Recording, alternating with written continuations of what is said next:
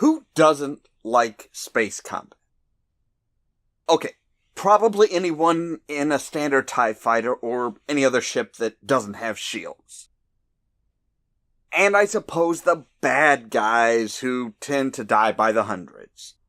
But other than those, space combat is great! Oh, yeah, minor characters too. But in the 90s, this was a very popular game genre. Getting to fly different spaceships and dogfight in space was awesome! So Origin Games decided they would take a break from fantasy games and branch out. Thus we get a wonderful series that lasted for 8 years, Wing Commander. I'm Ollamh, and welcome to Geek Trivia.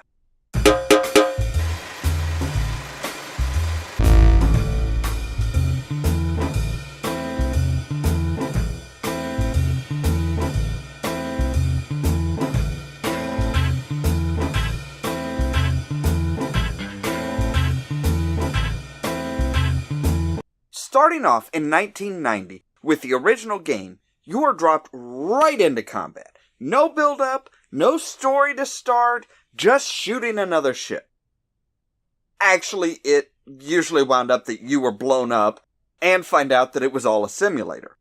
Here you got to choose your last name and a call sign. This particular game was much more combat-oriented than later games. You had campaigns and different systems, and there was a story that could be followed by talking to your shipmates, but it was much more of an action game. Your performances and missions determined what happened to the systems. Were they freed from the threat of the Kilrathi, or did they just get steamrolled? It also earned you medals, improved your rank on the kill board, and if you had a good record, you could get a spot in a squadron with much better ships. The enemy of the game is the Kilrathi. They are cat-like aliens. Now, they have various different ships as well, with different shields and weapons, but beyond that, they also had different flying styles. The position of the exhaust port on one would mean that it was more likely to turn one direction over another.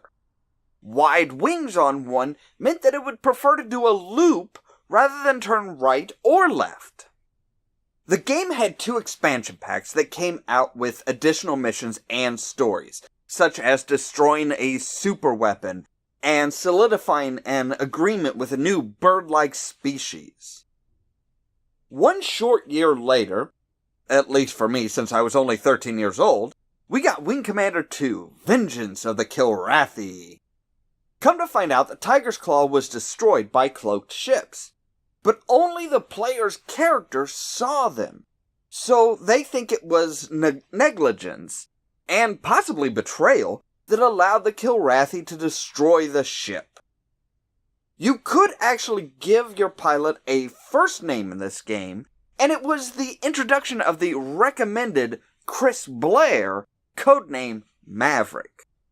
So you are stuck out on a station out in the middle of nowhere when a carrier comes to visit, dragging some Kilrathi behind it.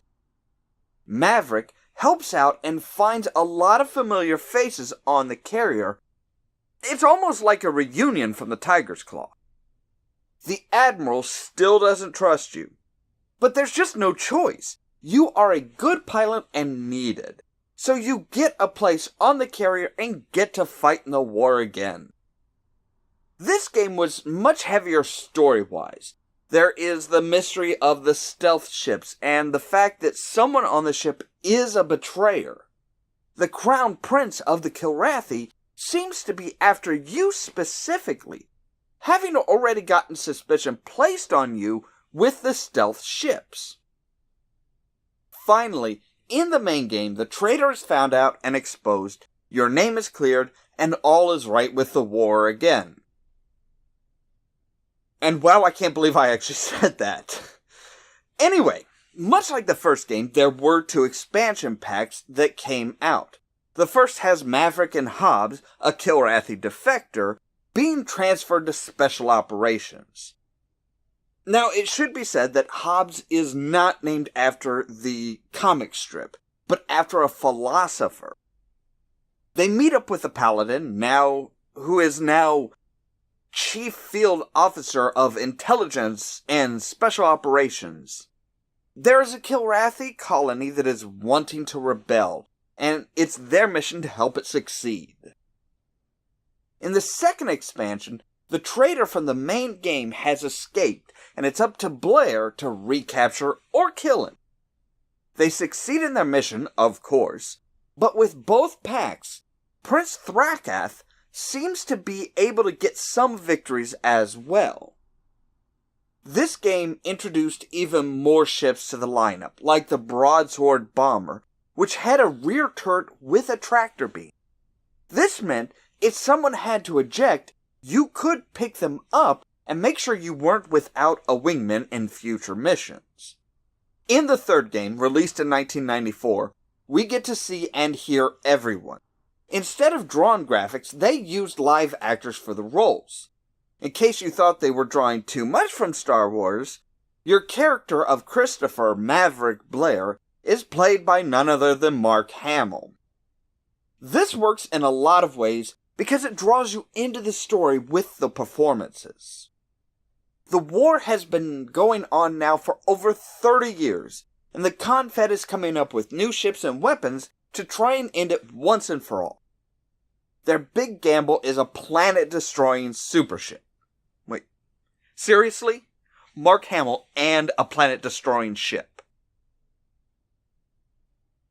But again, there's a traitor in the crew. When the ship is destroyed by the Kilrathi, they go on with the less supported Plan B, a bomb that will destroy the Kilrathi homeworld, which has very perilous tectonic plates. The bomb will only work on Kilra, but it can finally end the war. This game was unique beyond just the live actors. You could also choose different dialogue options that would influence how the story went. You could decide to start a romance or not. Decide how to deal with major issues that came up in the story. And all kinds of neat things not seen before in the series. You could also choose what ship you wanted to fly and what missile payloads you were armed with. 2 years later came Wing Commander 4, The Price of Freedom. The war has ended, but another one has cropped up. This time between the Confederation and the Border Worlds. Blair, still played by Hamill, has retired and is trying to earn a living as a farmer on a desert planet. I know. Can you get any more Star Wars than that? So he is reinstated to find out what is happening in the war and try and find a way to bring it to an end. And again, you can choose various different paths, even what your character is going to do, such as potentially defect to the Border World's navy. Come to find out there's a third faction in the war. A group of genetically engineered pilots with souped-up ships that are causing troubles for both sides. They are actually working to keep the war going by attacking both sides and leaving evidence that it was the other one. Blair infiltrates the rogue navy and finds out that Admiral Tallwyn, the same asshat that tried framing him in the second game, is behind the entire plan. His reasoning is that the price of freedom is eternal vigilance, so by having an enemy to fight, the human race can make sure that they have a good military and protection. The game has a couple different endings, such as exposing the Admiral and bringing about peace, or failing to do so and winding up in prison and executed as a traitor.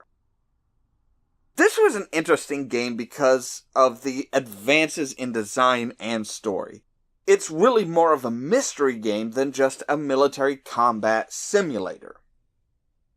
Finally, we move forward again to 1997, in the final game in the official series, Wing Commander Prophecy. It introduces a new pilot for the character to control, as Mark Hamill wasn't really at an age to be a believable combat pilot.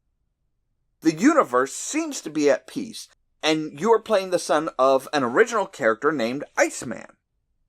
You are assigned to the Mega Carrier when a new species of aliens, insectoid this time, show up and start causing problems. The title of this game comes from an old Kilrathi prophecy. They were so determined to defeat the humans because they believed that they would face two great enemies, one weaker from inside the Empire's circle, and a greater one coming from the outside. They had to defeat the humans in order to be able to focus on the greater enemy when they came. As the humans defeated the Kilrathi, it was thought that all hope was lost. They had to rely on the humans, who they still thought of as weak, to defeat the insectoid enemy. Thankfully, your pilot is up to the task, but that win comes with a great cost that, to be honest, was heartbreaking having played through the entire series. This was a return to the older style of game. Yes, it had a story, but it was really more focused on space combat and ships. You didn't have to solve a mystery, but there was an obvious enemy that you just needed to blow the hell out of.